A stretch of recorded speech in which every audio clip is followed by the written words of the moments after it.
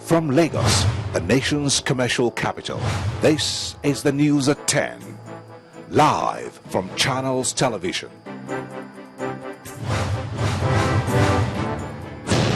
Reporting tonight, Ijoma Oyato. Hello and welcome. Tonight, rowdy session greets National Dialogue Committee in Benin City.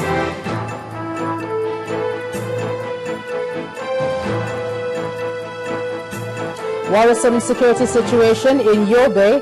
Governor advises presidency to deploy more troops.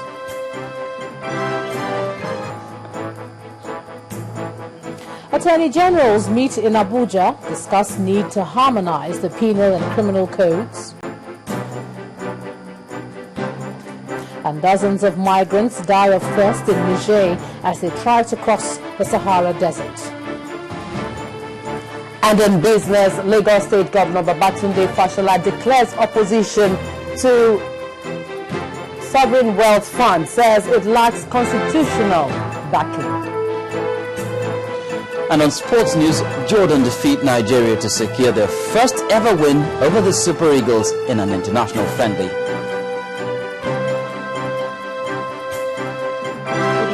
I'm Linda Akibe, and here are some of the stories I will be bringing you live from Abuja.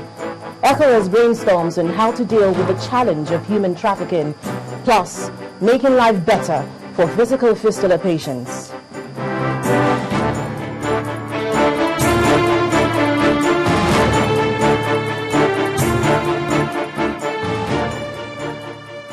We start off tonight with the disruption that greeted the members of the Presidential Advisory Committee on the National Conference as they took their consultations to Edo State today. Now, what was intended to be an enlightenment session turned rowdy following comments by the Edo State Governor Adams Oshomole that he had no faith in the idea of a national conference and was therefore opposed to it. But this did not go down well with most of the participants who, in their rage, shouted him down. Members of the Presidential Committee settling in for the business of the day, with the Governor Adams Oshomole on hand to receive them. They are in Benin City to continue their awareness campaign, which is a prelude to the main conference.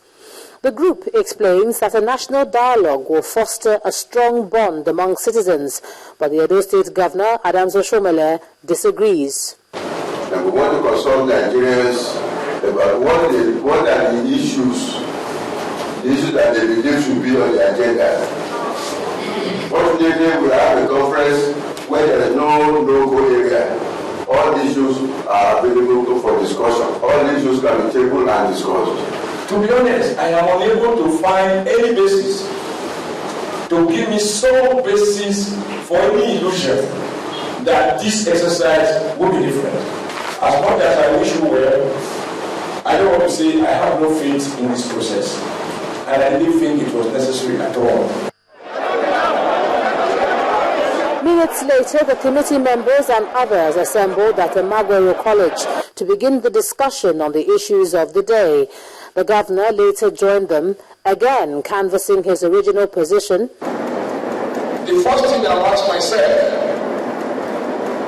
and I shared these comments with the chairman and members when they came to my office, when they caused citizens, is to ask the question, why are we having a national conference? But this time, he was shouted down.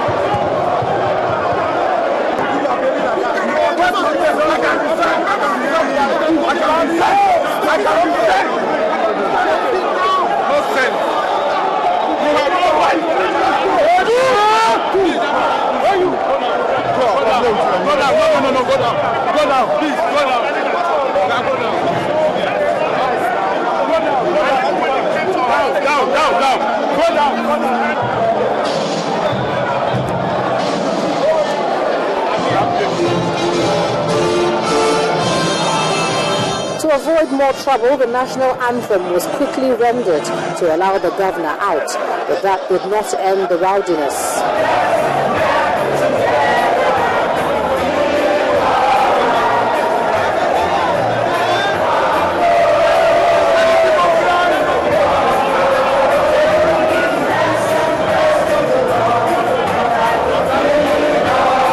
We should sit down and talk and find out what the problem of Nigeria is. Because there have been a lot of kidnapping, shooting, armed robbery, Boko Haram. People are aggrieved. If people are aggrieved, why don't we hear them out? This is about the fourth state the committee will be visiting, having been to Ondo, Cross River and Plateau states. But this indeed seems to be the most challenging event so far for the committee. Well, another slightly controversial matter is apparently in response to the allegation that the Rivers State government security was withdrawn on the orders of the Commissioner of Police, Matthew Mbu. The State Police Command came out today to deny the allegation, insisting that it never gave the order. At a press conference in Port Harcourt, the police maintained that the state government is being economical with the truth. In order to put the records straight, below is the retinue of policemen attached to the executive governor and the government house, Port Harcourt. Governor's escort, 32 policemen. Governor's wife escort, 20 policemen. Deputy governor's escort, 20 policemen. Deputy governor's wife escort, 12 policemen. Secretary to the state government, 5 policemen. Chief of staff, 5 policemen. Government house, generally, meaning those that are posted to one or the other place on beat duty or guard duty, either within the government house or in some of their important places or locations. They are totaling 109. Now, there's been another call for the unification of the criminal and penal code in Nigeria with the aim of eliminating the similarities in the laws. The latest is coming from the Nigerian Institute of Advanced Legal Studies at a meeting of State Attorneys General and Commissioners of Justice in Abuja. Our correspondent Amaka Okafor reports. Commissioners of Justice from the 36 states of the Federation at a meeting to discuss criminal justice reform in the country. The meeting is considering the unification of the criminal code and the penal code. Although states have not departed majorly from the two acts, a perusal of the laws will reveal that some states are more advanced and more proactive in the review of the criminal laws and punishment. Another major challenge for unification that follows closely the first is the difference in some accepted values, reflecting differences along the northern and southern divide.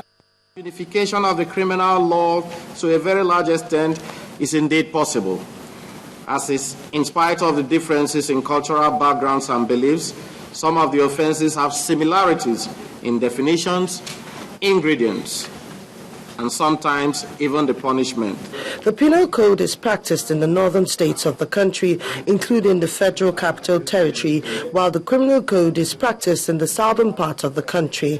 However, there are those who want model laws formulated for each state against the backdrop of their culture and beliefs. It's not quite easy to assume that the federal parliament can enact an act and then that act will be applicable throughout the country. I mean, I don't think in the present constitutional arrangement, that is feasible. I don't think this thing will be more than a model thing for states to adopt. I thought that's what, first of all, we have to, think about. When you have a model penal code, all the other states can now tap in. You can remove this, the ones that are Sharia prone, you remove this, you can put this. In the meantime, the Ministry of Justice is sponsoring a bill which seeks to harmonize the procedures of the criminal and penal codes. Amaka Okafor, Channels Television News. Well, to developments in the aviation sector now, and no airport in the country is fully certified. Now, this is according to the Director of Aerodrome in Nigeria's Aviation Authority, Mr. Joyce Nkemakolam. At a Senate public hearing on recent developments in the nation's aviation sector, Mr. Nkemakolam added that over 25 airlines have been registered for operation in the country. The nation's aviation sector has been in the news following several developments in the sector. Who took over from the Mure? The chairman of the Senate Committee on Aviation explains that the public hearing is aimed at sanitizing the sector. We want to be able to carry out a very deep investigation on how best we can transform the entire aviation sector. And it's not to say that the sector has not been moving, but we think that the sector can be better. Issues bordering on airport certification and airworthiness of some of the aircrafts operating in the country were discussed at the interactive session. No airport has been fully certified. No airport. And maybe when we come, I think between 29 and 28 was what our former Director General left, and I must have handled with my team in NCA about 3 or 4 AOC registrations. And will you issue a license to that company when they have only one aircraft that is 43 years? Sir. Can you please go and review that license and make sure that the aircraft is airworthy before it flies? The age of an aircraft is not the direct measure of its airworthiness. Airworthiness has to do with what is done with the airplane to make it airworthy. The committee directed the agency to furnish it with the status of airline operator licenses, certification for airports in the country, as well as the status of airplanes in the country. The agency is expected to provide the documents by Monday, November 4th, 2013. In part 2, after the break, we'll be joined by Linda Akigwe in our Abuja studios. Plus, the APC in Anambra may be growing in numbers. That's all in a moment. So join us again.